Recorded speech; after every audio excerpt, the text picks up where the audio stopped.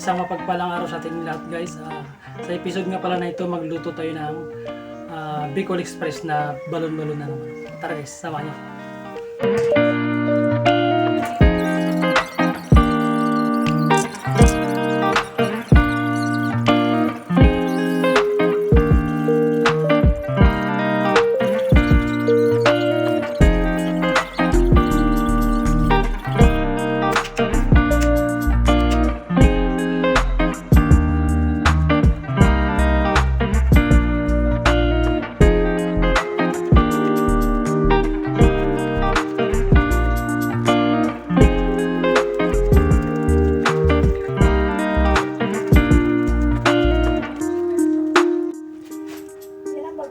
Ito pala guys, may na-prepare na ako na balon-balon ng manok, bawang, sibuyas, siling haba, tsaka yung hindi ko alam guys kung anong tawag niya sa sili na yun, maliliit.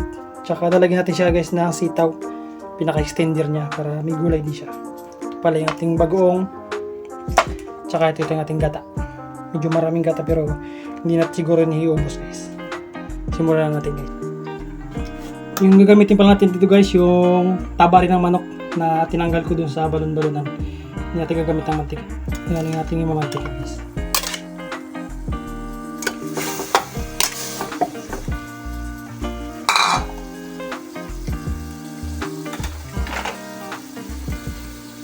Takpan natin, hintayin natin siya magmantika.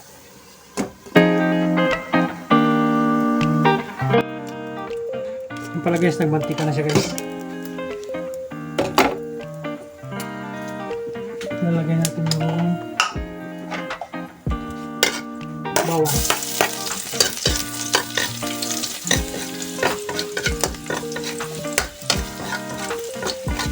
Sabay na natin yung sibuyas.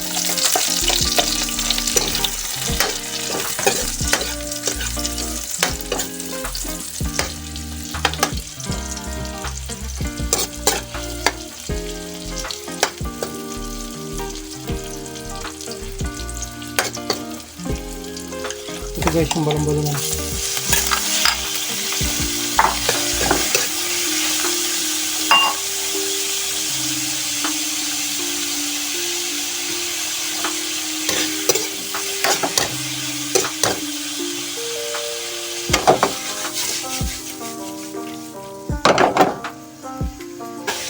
Mikos-mikos na natin yan guys.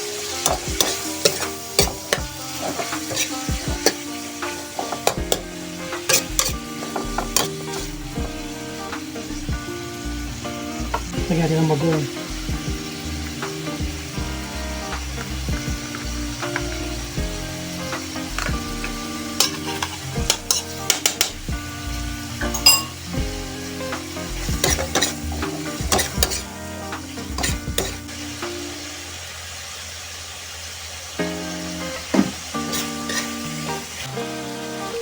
Lagyan natin guys yung sitaw.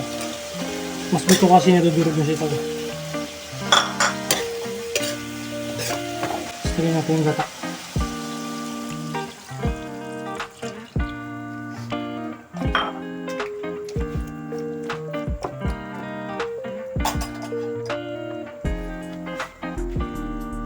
Hintayin natin siya maluto.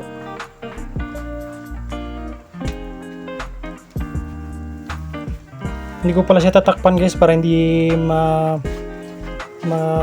matay yung gata, kasi pag tinakpan natin yan guys, nag-iwala yung gata sa tubig.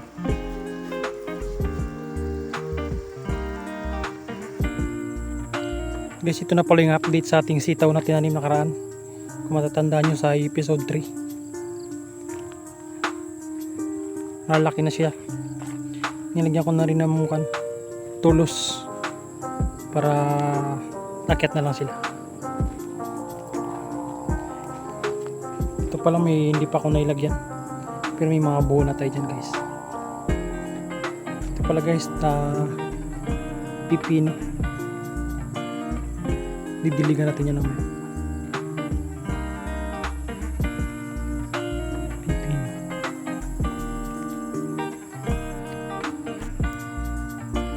Ito naman guys yung ating talbos ng kamote.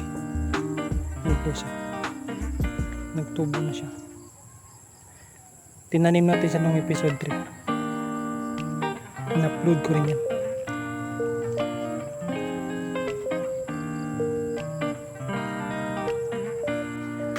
Ito pala guys yung ating punla na talong. Maliliit pa.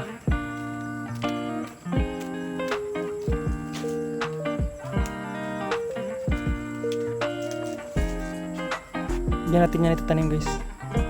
Hindi ko pa natapos linisan. Hanggang doon yan. Hanggang doon yan sa masirang bahay. Yan siya guys. Tikman natin siya guys kung anong kulang.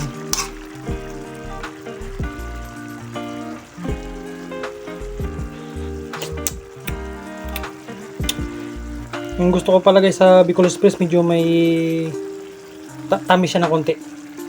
Nag-aagaw yung tamis tsaka anghang. Lalagyan natin siya guys ng konting asukal.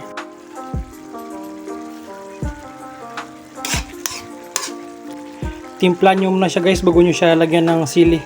Para makakuha nyo yung perfect na lasa, saka nyo ilagay yung anghang. Para hindi masira yung panlasa nyo. Ilagay ko na pala yung sili. Yan guys, oh. Nagmamantika na siya.